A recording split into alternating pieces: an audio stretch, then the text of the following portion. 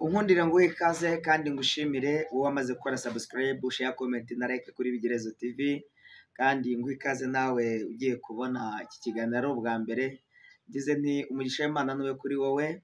Twifurije kugubwa neza aho uherereye, uri muri Amerika, uri muri Australia, uri muri Europe, uri muri Afrika, by'umwihariko turi kumwe hano mu Rwanda. Twifurije umugisha w'Imana. Ndabashimiye rero, ariko mbisegureho ejo ntabwo nabashe gushyiraho ikiganiro, murambabarira cyane, ndabizi ko munkurikira umunsi ku munsi, ariko ejo ntabwo nabashe kuaploadinga cyangwa gushyiraho ikiganiro kubw'impamvu nari ndi mu murimo w'Imana. Hari ahantu naraye ndi gukorera Imana, turi gusenga, bizatumye rero ejo muga cyane, murambabarira. Reka dushimire Imana yabanye natwe, dushimire Imana ikomeje kubarinda, dushimire kandi Imana itwongereye undi munsi kugira ngo tuwunezererwemo. Imana iguhe umugisha. Fata umwanya dusenga Imana, kandi Imana iguhe umugisha, tuze kumva n'ijambo ry'Imana. Turagushimiye Mwami Yesu, tugushimiye yuko uturindira hagati y'ibihekenya, tugushimiye yuko uturindira hagati y'abanzi. Haleluya. Yosefu twasomye biratubwira ngo Yosefu baramufasha bamujugunya mu rwobo, kandi abamujugunyemo ni nabo bamukuyemo. Habwa icyubahiro yuko urinda abantu bawe, ntuhabwe icyubahiro Mwami. Uturindira hagati y'ibitwanga, uturindira hagati y'intare, warakoze kuturinda Mwami. Uku niko bafashe Daniel bamujugunya mu rwobo rw'intare, kandi izi ntare mu mateka yazo zikunda inyama, ariko Daniel bamujugunyemo ntabwo izi ntare zigeze zimushwanyaguza ngo zimusamire hejuru, kuko uri Imana irinda umukiranutsi. Warinze Daniel ngo ubumbe iminwa y'intare. Umugabo wita Pawulo yandikira Timoteyo, aramubwira ngo Timoteyo we, urwandiko rwa kabiri yamwandikiye igice cya 4:16, uramubwira ngo umwiburana ryanjye rya mbere ntawe mpagarikiye, bose barampanye. Uramubwira ngo Pawulo aramubwira ngo kandi nubwo bampanye, haravuga ngo ndashimira Imana yuko iyi Mana yagize ikintu ikora gikomeye, ngo irazibumba iminwa y'intare, ngo ntihagira ikibasha kunkoraho, ngo kugira ngo ubutumwa bubwirizwa n'akanwa kanjye bugaragare butariho inkomyi. Turagushimiye ko hari ibintu bumba iminwa, nubumba iminwa y'intare mu buzima bwacu, izina rya Yesu. Uyu muntu watatswe n'imbaraga zimurwanya, nubumba iminwa y'intare. Ababuze uko bagenza bose ubatabare. Tuguhaye ikaze Mwami, uzubane natwe muri uyu mwanya, kandi umuntu wese ugiye kumva ijambo ryawe turamwakiriye. Tubahaye mwese ikaze mu ijambo ry'Imana, mu izina rya Yesu, amen.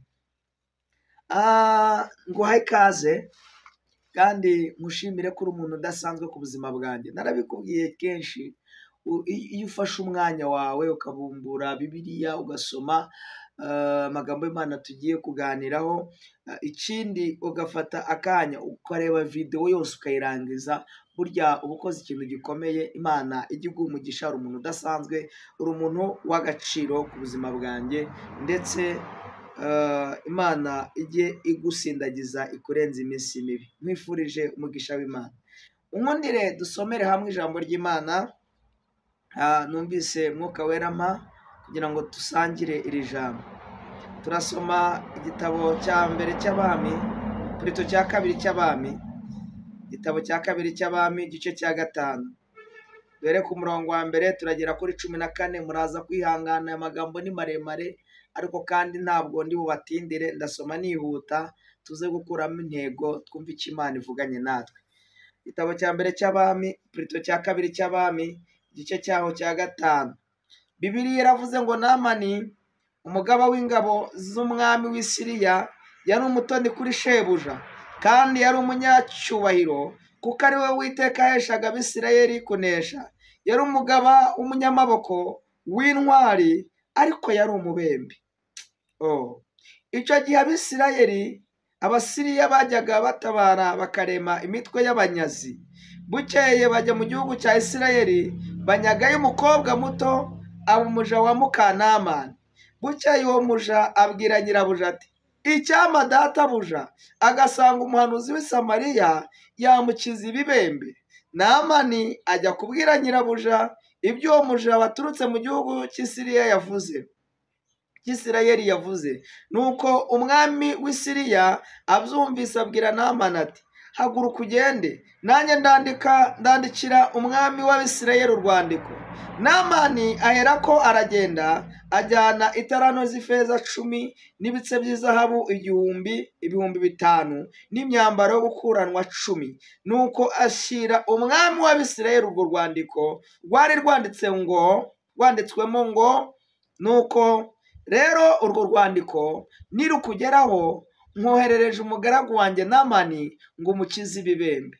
Umwami w'Abisirayeli amaze gusoma urwo rwandiko, ashishimura imyenda ye, aravuga ati, ariko uwo muntu kunyoherereza uwo muntu ngo muvure ibibembe, ni jye Mana yica kandi ikabeshaho? Nuko nimubitekereze, ndabinginze mumenye ko ari ukunyendereza. Nuko Elisa umuntu w'Imana yumvise ko umwami wa Isirayeli yashishimuye imyenda ye, amutuma ati, ni iki gitumye ushishimura imyenda yawe? Mureka nsange. Aramenya ko muri Isirayeli harimo umuhanuzi. Imana nishimwe. Umurongo wa 9. Nuko Namani araza, azana n'amafarashi ye n'amagare ye, ahagarara ku muryango w'inzu ya Elisa. Elisa aherako amutumaho ati, genda wiyuhagire muri Yorodani 7, umubiri urasubira uko wari uri, nawe uzaba uhumanutse. Namani abyumvise ararakara, arivumbura ati, ariko Mana, nahoze ngira ngo uri busohoke uhagarare utakambira izina ry'Uwiteka Imana ye, arembarembye n'intoki hejuru y'ibembe ngo ankize. Mbese inzugi z'i Damasiko, abana b'Ifapa, ntiziruta ubwiza amazi yose yo mu Bwisirayeli? Sinabasha kuyiyuhagiramo ngo mpumanuke. Nuko arahindukira arigendera arakaye. Abagaragu be, Imana ishimwe, baramwegera baramubwira bati, data, iyaba uwo muhanuzi yagutegetse ikintu gikomeye, nuba wagikoze nkaswe kukubwira ngo iyuhagire uhumanuke.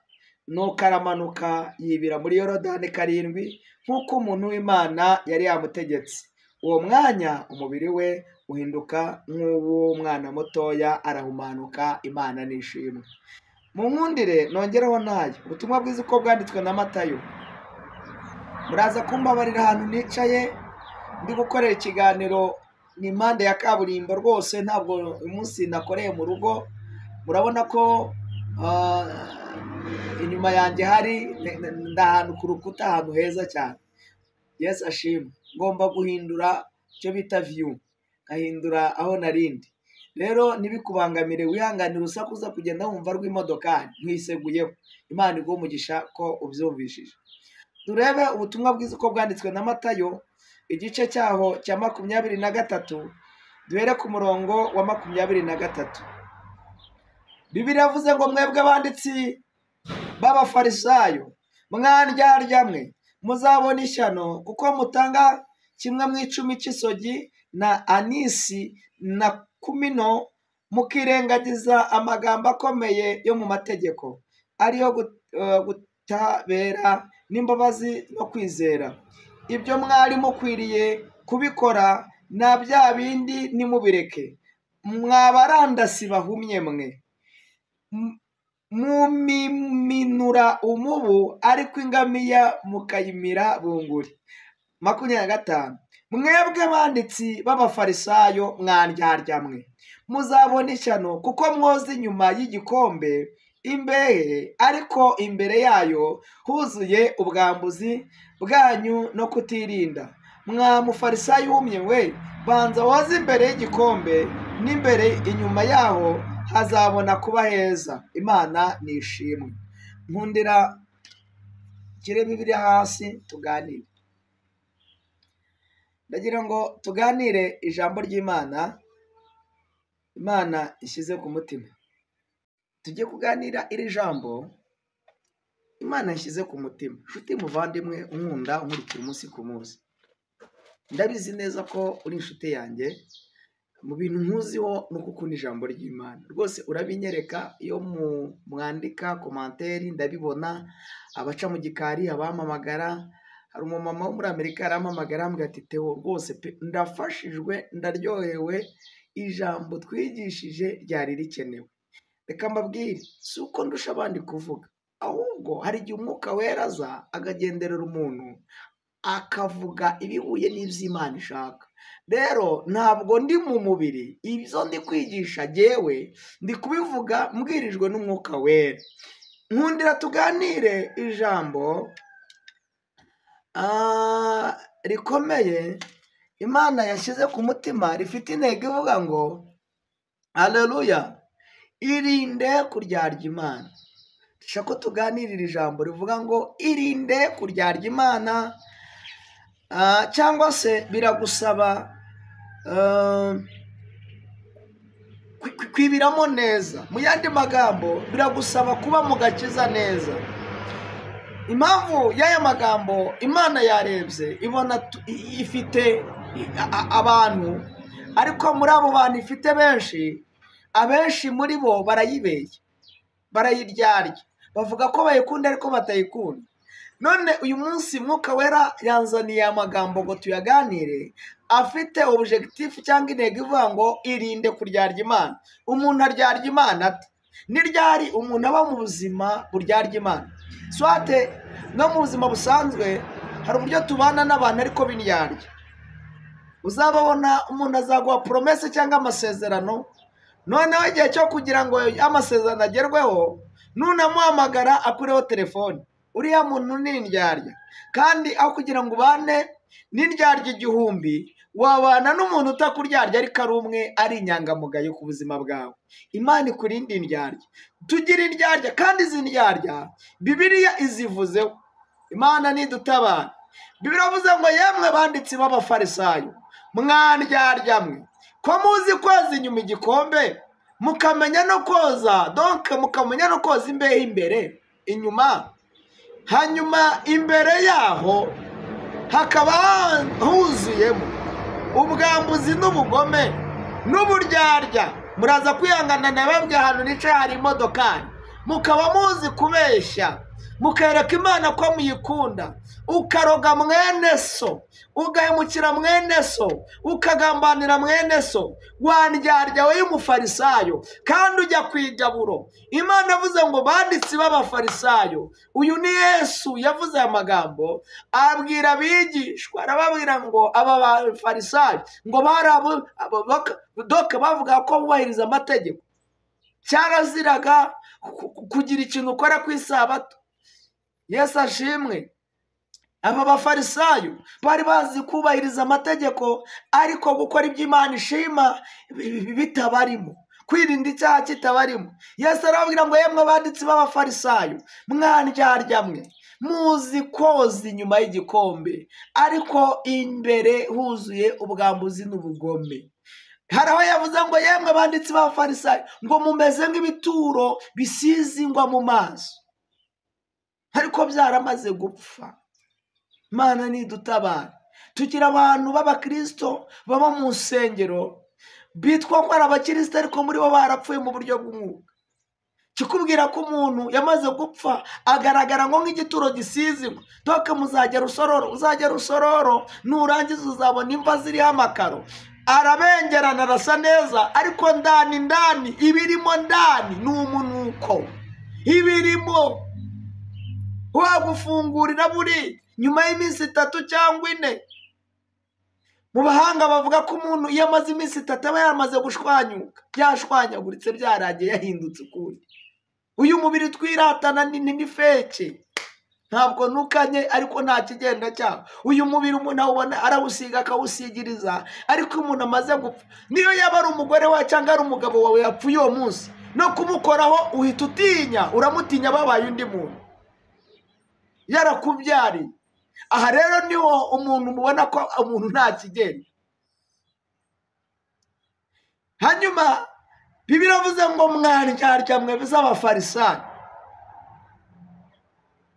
ko muzi gukaraba mu gashya, ko muzi kwambara neza, ibitenge byambariwe mukabyambara, amakositimu, amatariyani n'udukweto tw'uducongo n'amashati meza agezwe mukambara mugasa neza, mukaza kwiyereka Imana mwaraye musambanye, mukaza ku igaburo ry'Uwiteka mwaraciye inyuma abagore babo n'abagabo banyu, mwarakoze ibyangwa n'amaso yanyu, ukajya gukora ubukwe warasambanye unatwite unabizi, ukaza gushyiraho pasiteri urubanza, pasiteri akagusezeranya, uri indyarya. Umwigisha umwe yitwa Justin yaravuze ngo Imana turinde abapagani bo mu rusengero. Umuntu aba umupagani gutari mu rusengero. Tugira indyarya mu rusengero, indyarya turazitunze, ziragwiriye. Umuntu aba indyarya ryari? Igihe adakora ibyo Imana ishima, igihe adakora ibyo Yesu ashaka. Imana ikurinde uburyarya. Yesu abwira abigishwa ngo bava ko bubahiriza amategeko, arababwira ngo mwandyarya z'abafarisayo, ngo mumininu, aravuga ngo muzi kuminina ngo mubu ngo wingamiya. Haleluya. Toke muzi gufata, hari ukuntu aba bafarisayo bigiraga beza mu maso y'abantu, ariko ibyo bakorera hanze y'inzu y'Imana, hanze yuko ari kumwe na Yesu, ugasanga ni ibintu biteye ubwoba. Indyarya z'abafarisayo n'uyu munsi wa none zirahari mu nsengero no mu buzima busanzwe no mu kazi tubana n'abantu. Hari igihe ubana n'umuntu akakwereka ko agukunda ariko ari indyarya, ariko Yesu aravuze ngo mwandyarya. Dore rero umuti, dusomye amakuru akomeye y'umugabo bita Namani. Uyu Namani yari umujenerali, yari afande, yarayoboye ingabo mu gihugu cy'Isiriya. Amen. Hanyuma uyu Namani Bibiliya yavuze ngo yari umugaba w'ingabo. Urumva yari nka minisitiri w'ingabo, yari umuntu ukomeye. Ariko nubwo yari akomeye, nibutse abantu ko nta muntu ukomera, hakomera igihe arimo. Icyo gihe kivuye umuntu wese aba mu gihe cye. Iyo igihe kirangiye urarangira, urangirana n'igihe. Mujya mubyumva, hari uburyo abayobozi bajyaho kuri iyi si bagiye batandukanye, iyo manda zabo zirangiye. Urugero rukomeye, nimba yari umuyobozi, wenda yari minisitiri runaka, uyu muminisitiri ahabwa abantu bamurinda. Iyo manda ye rero irangiye, ntabwo igihe cyo kirangiye ntiyongere kuba minisitiri, ntekereza ko babarinzi batongera gukomeza barinda, kubera ko uwo barindaga yari afite ubudahangarwa bw'igihe yari arimo. Nta muntu ukomera rero, hakomera igihe arimo. Yesu ashimwe. Munyitabe. Haleluya. Urakoze kunyumva, kandi wowe nkurikiye ndabizi neza kuri kunyumva.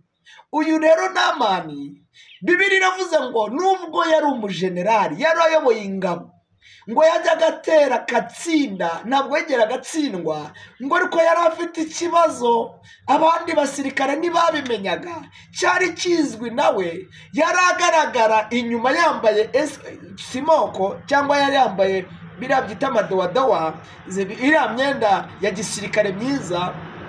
Haleluya. Yasaga neza inyuma, ariko ngo imbere yari afite uburwayi bwitwa ibibembe. Kandi ubu ibi bibembe bya Namani nta muntu wigeze abimenya uretse umugore we, niwe yari abizi babana.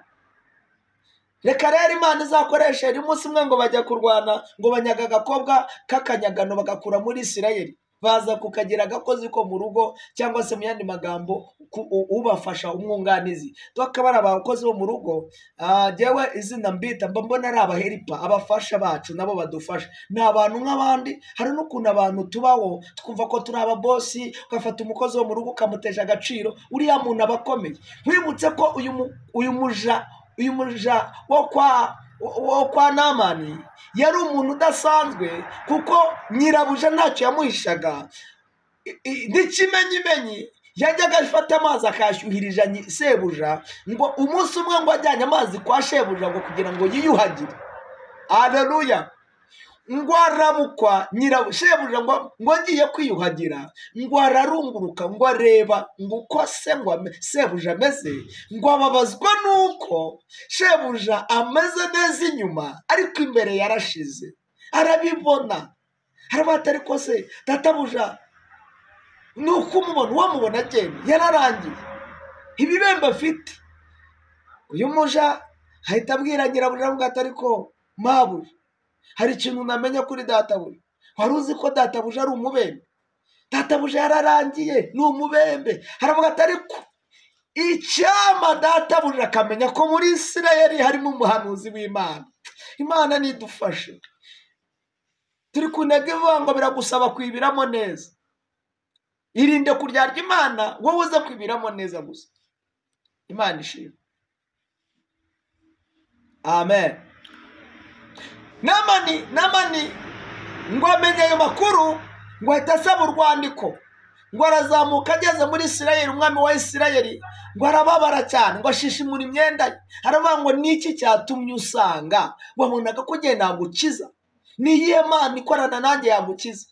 Ngo Elisa umuntu w'Imana ngo arabimenya ko umwami wa Isirayeli ashishimuye imyambaro ye, ngo ahita amubaza ngo ariko niki gitumye ushishimura imyambaro yawe? Nimumureke Namani aza ansanga, aramenya ko muri Isirayeli harimo Imana ikorana natwe. Imana nishimwe. Haleluya.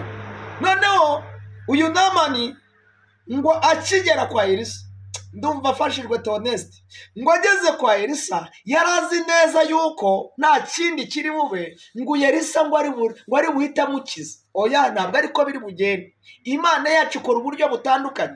Imana nishimwe. Yari afite ibibembe bikomeye. Hari uburyo abantu babaho, niyo yaba afite akazi kameze gute, afite ikibembe cyitwa ubusambanyi. Ubusambanyi ni ikibembe, ubujura mu kazi ni ikibembe, kunyereza umutungo wa leta nabwo ni ububembe. Tugira abakozi bakorera leta bamwe na bamwe, wenda n'abacuruzi n'abakozi bo muri sako.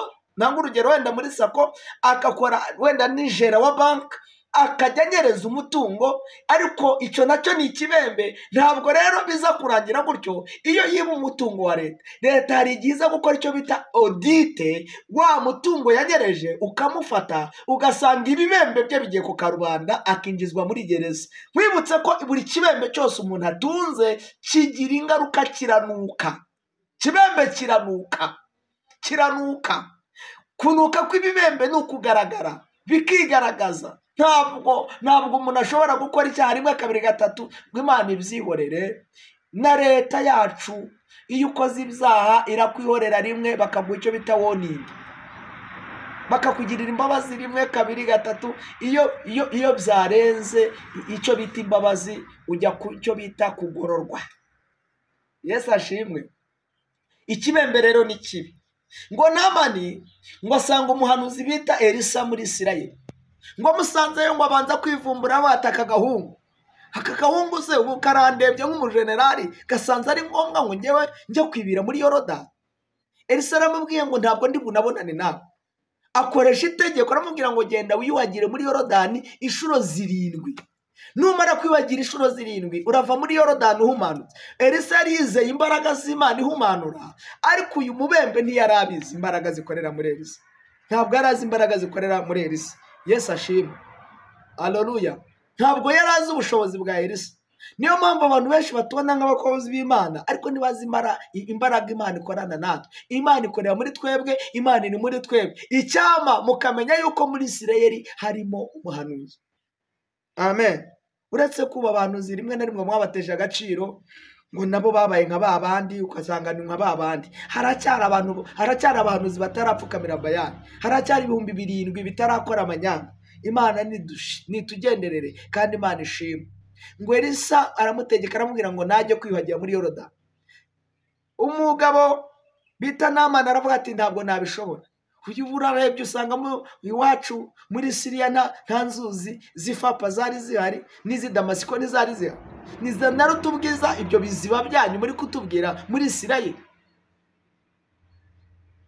Haleluya. Wimbu generali yanga kwibira. Bibiliya iravuze ngo arivumbura asubirayo, ashaka kujyana ibibembe bye. Reka ngusabe ikintu kimwe, irinde gutaha utoze. Biragatsindwa gutaha utoze kandi waje kwirira. soza ndashaka ko dusoza. Biragatsindwa gutaha utoje kandi waje kwiriba. Biragatsindwa gutaha utavomye kandi waje kuvoma. Biragatsindwa kujya mu rusengero ugataha utihanye kandi wateranye imbere y'Imana. Imana nidutabara. Bibiliya yavuze ngo uyu mugabo Elisa abwira uyu Namani, aramubwira ngo genda wiyuhagire muri Yorodani karindwi. Arivumbura yanga kwiyuhagira. Ariko ngo abagaragu ba Namani bamubwira ngo databuja, iyo aza kukubwira ikintu kirekire gikomeye ntiwari kugikora kuruta uko usuzugura. Arabyumva. Imana nikugenderere. Imana iguha amahirwe ya kabiri. Ngo Namani aravuga ngo reka mbikore. Aribira ubwa mbere abona ntibikunze, yibira ubwa kabiri abona ntibikunze. Tugira abantu bihana rimwe kabiri ntibakizwe ntibahinduke. Yibira bwa gatatu abona byanze, yibira bwa kane abona ibibembe biracyari ibibembe. Ariko hari ikintu nakundiye Namani yibiye wese, yibiye inshuro zigeze muri 7, ageze ngo ku nshuro ya 7 ngo ahita ahinduka. Haleluya, ndafashijwe tewe. Ngo ku nshuro ya 7 ngo Namani ngo avamo. Imana ishimwe. Biragusaba kwibiramo neza. Niryo jambo turiho. Irinde kuba indyarya yo mu rusengero, irinde kuba indyarya wirirwa ubesha Imana, irinde kubesha Imana kuko Imana ntibeshwa. Ntabwo Namani yigeze yibira 5, niyibiye 3. Dore ibibazo dufite bikomeye, senga Imana kugira ngo ntabatindire. Dufite abantu bibiyemo nabi. Yes. Impamvu ubona uri gusambana, waribiye usiga igitsina hejuru, ntabwo igitsina kibiye wowe. Dufite abantu biba, waribiye ariko amaboko yawe ntabwo yigeze ageramo, niyo mpamvu uri gufata ibitari ibyawe. Bose aragusigira amafaranga aho kugira ngo uyarinde, umenye ko atari ibyawe, ukanyereza umutungo wa bosi wawe. Ntabwo wibiye, amaboko yawe ntiyibiye. Waribiye ariko usigarana umunwa ntiwigeze ugera mu mazi, niyo mpamvu uri kuvuga mwene so nabi. Waribiye usigarana ubugome n'ubugambanyi, ibitekerezo byawe ntabwo byigeze byibi. Biragusaba kwibiramo neza, mbifurije kwibiramo neza. Mwirinde kuryarya Imana, mwibiremo neza n'icyo Imana ikeneye. Haleluya. Uriya mwaka ugiye gutangira biragusaba ko uri umukirisitu, ukaba umukirisitu nyawe. Irinde kwibira nabi. Imana ishimwe. Ibiramo neza mama, ibiramo neza sister wanjye, ibiramo neza papa, ibiramo neza. Wijya mu gakiza ngo nurangiza ujya kunywa n'inzoga, warafungura byera ukayinywa kandi naje ukajya kwigabura. Wibiye nabi. Nigute umuntu w'umurokore atinyuka kujyana abandi mu marogi, ukajya gusambanira mu marogi, wamara gusambana mu gitondo ukaza ngo agira neza Yesu, agira neza Yesu n'ubusambanyi bwawe n'ubujura bwawe. Wandyarya we mufarisayo, Yesu aravuze ngo mwandyarya, niki gituma mwoza inyuma ibikombe ariko imbere wuzuye ubwambuzi n'ubugome? Mwandyarya mwe z'abafarisayo, nimwibiremo. Yesu arashaka ko mukizwa neza. Ndumva ngize n'ifuheri ikomeye. Irinde ibiramo neza. YouTube channel nta kindi nzashyiraho, nzavuga ijambo ry'Imana, nzavuga neza Yesu. Ibiramo neza, icyo Yesu agusabye ni ukwibiramo neza. Ntugire urugingo n'urusiga, kandi nurusiga nirwo ruzagukoraho. Urugingo uzibiramo ntirusigare, rukarusiga hejuru. Namani ngo yibiramo neza n'imisatsi irage. Impamvu mubona abantu bihindura, baribiye basiga imisatsi hejuru. Yes. Impamvu ubona hari udusore twacu twitwa uturokore, usanga twashokoje wagira ngo ni Samusuri, ugasokoza ukagira ngo ntibazi no kwiyogoshesha. Bagasokoza. Abakobwa bacu bari kwambara ubusa, ukabona umukobwa yambaye ariko hasi igice cyo hasi ntikigeze kijyamo, cyangwa se yanakwambara ukabona wenda hasi yambaye neza ariko hejuru amabere aragaragara. Igice amabere ntabwo yigeze ageramo, amabere yayanitse hanze kugira ngo impamvu nuko atayibijemo. Yibiye nabi, asiga amabere hanze muri Yorodani ntiyagiyemo. Yes. Ntabwo yigeze yibira wese. Yaribiye ariko buri munsi. Ni gute umuntu witwa ko ari umuntu wakijijwe agira ikintu cyitwa amanyanga, amoko, akirirwa avuga turiya ni mugufi, uriya ni muremure, tusha turiya donc akirirwa muri ibyo. Warakijijwe ariko ntiwibira neza, ntabwo wigeze ureka. Hari ibintu utasize, uri umuzigaba, ngo uri umwega, ngo uri umunyiginya, waribiye ariko wanga kureka. Hari ibintu utaretse, wibiye nabi. Ntabwo umuntu w'umurokore agira amoko. Twebwe turi abana b'Imana. Nimba ukigira amoko ukavuga ngo uriya ni umuhutu, uriya ni umututsi, uriya ni umutwa, no mu Rwanda rwacu amoko nta kibaho, ariko abarokore b'indyarya usanga buri muntu ari kwereka ngo uriya ngo ni mugufi, uriya ni muremure. Uri indyarya, uri umufarisayo, wandyarya we y'umufarisayo. Nimba utibiyemo neza, ijuru kuzaribona bizakugora. Ibiramo neza, niko Yesu avuganye nawe. Dushimire Imana, turekeraho, ibindi naho ubutaha. Reka mbifurize kugubwa neza, mwibiremo ne tosti for a wire dry, ibiramo neza, niko Yesu avuganye nawe. Dushimire Imana. Biragusaba kwibiramo neza, kandi abantu bibiyemo neza babaye abakristo nyabo, babaye abakristo ba nyabo. Ni nkuko Namani yavuye muri Yorodani abaye ngo umubiri umeze nk'uruhinja, ngo arahumanuka agenda nezerewe. Yesu ashimwe. Tugushimire Mwami, uvuganye n'abantu bawe, uravuze ngo bibiremo. Urashaka ko bibira mu kidendezi cy'amaraso ya Yesu. Dushoboze kwibira neza. Iri jambo rigira umumaro mu mitima y'Abanyarwanda. Ntabwo ndi kubwiriza abazungu cyangwa abandi bantu, ndi kubwiriza abantu bumva ururimi rw'Ikinyarwanda. Urakoze ko ubashoboje kwibira. Ibi nibyo mbifurije. Mu yandi magambo, kwibira ni iki? Ni ukujyamo neza, umuntu akajya mu gakiza. Turibira mu yihe Yorodani? Ni amaraso ya Yesu twibiramo, niyo tweza ibyaha n'ibicumuro. Urakoze ko udushoboze, turagushimiye. Ijambo ryawe rikome kwahamamara, kandi ijambo ryawe rigwire mu mitima yacu. Urakoze Mwami, nanjye umugisha mbashe kurivuga. Mwuka Wera nashimirwe, kuko abashije gukorana nanjye iby'ubutwari, abantu bakabumvise ijambo ry'Imana. Urakoze Yesu, urakoze ko wanshoboje, mu izina rya Kristo Yesu, amen. Reka ngushimire kandi nkwifurize kugubwa neza aho uri. Hanyuma ngusabe kora subscribe, share, comment na like. Nubishobora kandi utera inkunga umurimo w'Imana kuri 078 75 644. Wakoherezaho ubushobozi bwawe kugira ngo twegeranye inkunga tubashe kugura kamera, hanyuma umurimo w'Imana ukomeze utere imbere. Nta kindi nshaka, Imana icira inzira, nawe gucira inzira, dukomeze twagura ubwami bw'Imana. Reka mvuge ngo Astra Vista.